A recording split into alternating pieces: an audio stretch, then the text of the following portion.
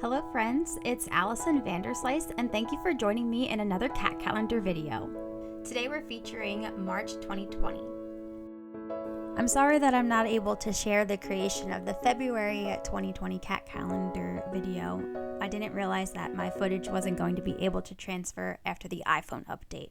I have since corrected it, as you can see here, because I'm able to show you this one. Thank you for watching and I hope you enjoy. This clip that you're seeing, this is the second time now, is a time lapse of me getting the supplies ready to create the card. I'm going to show you a close-up picture of what the calendar looks like.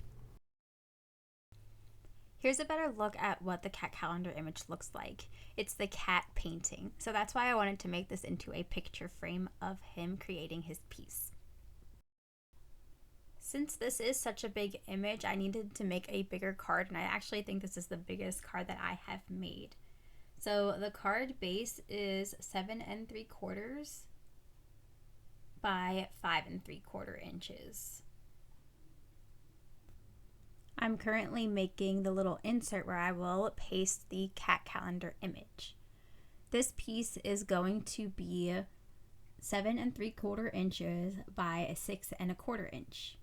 And right now I'm scoring it at a 1/2 inch. I'm going to crease that, and that's where I'm going to put tape to insert it to the middle of the card. I'm going to put some liquid glue on the back of the cat calendar picture, and then I'm going to put it onto that little insert that I just created.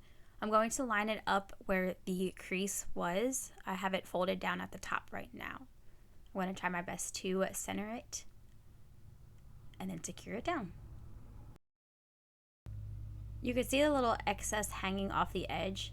That's because I didn't know the exact measurements, so I'm going to go in with my paper trimmer and trim off that bottom part to make it even. Now I'm going to come in with my card base.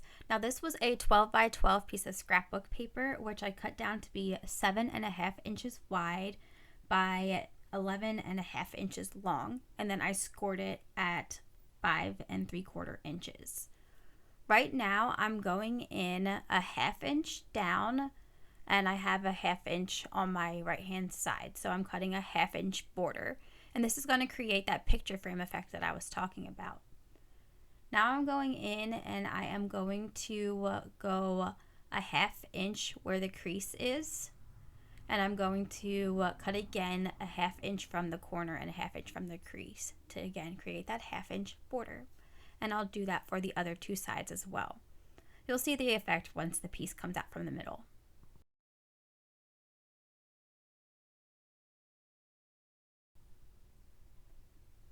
With the insert that I created before, I'm going to put that into the middle of the card, and it's going to create a hanging piece.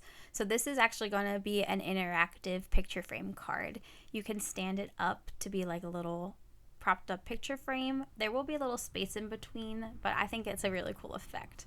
I'm really excited to show you what the final product looks like.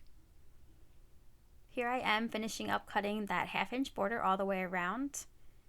I did struggle a little bit to get the inside out because I didn't cut fully on one side, but here it is.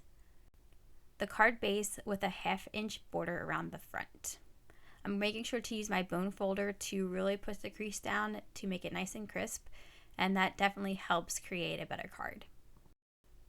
In the top right corner, you can see a little bit of the white core showing from the paper, so I went through my Tombow pens to see which one matched best with the picture. And I'm going through and just coloring from the back to try to cover the white core of the paper to blend in a little bit more. You don't have to do this step if you don't want to.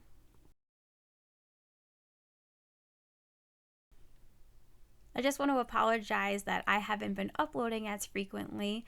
I've had issues getting my footage to transfer from my phone after it did an update. I didn't realize that the format has changed, so I've had to go back and do screen recordings of a couple of videos, which is a bummer because one of them was an unboxing, so you're not going to get my initial reactions. Right now I'm going through with that insert that we created, and I'm going to put down the tear tape on it. This is a 1/2 inch wide piece of tape, I believe. I'll press down on that, and then I'm going to take my Take Your Pick tool from Stampin' Up and pull off the backing of that.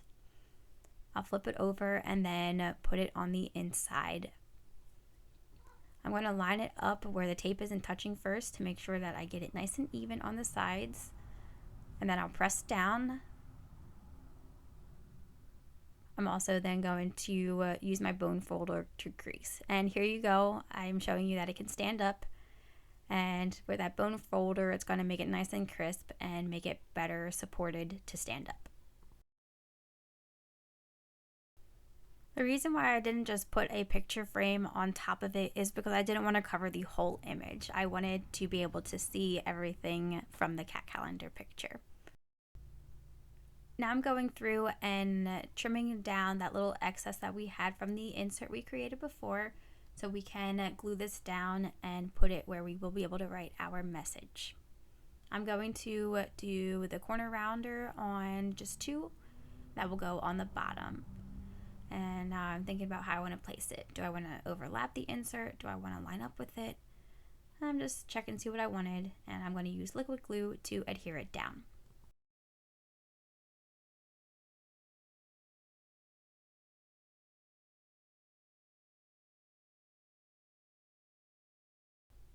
Now, I didn't like the way that this seam was there, so I went through my washi stash and I chose this green one, and it will go as a border at the top and the bottom of the card.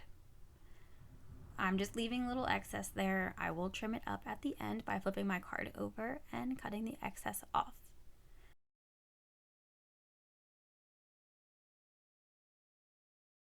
You can see me flipping it over and trimming that down.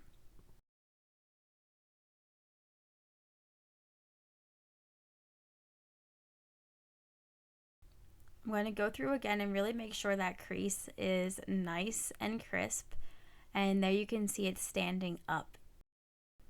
I'm going to insert a picture so you can see it standing up as well. I really enjoyed how this turned out, and I hope that you did too. And here's the final product of the picture frame card. I really liked how it turned out and how it looks like it's floating. If you like this video, make sure to give it a thumbs up. And if you like my content, feel free to subscribe. Thank you again so much for joining. I hope you have a great day.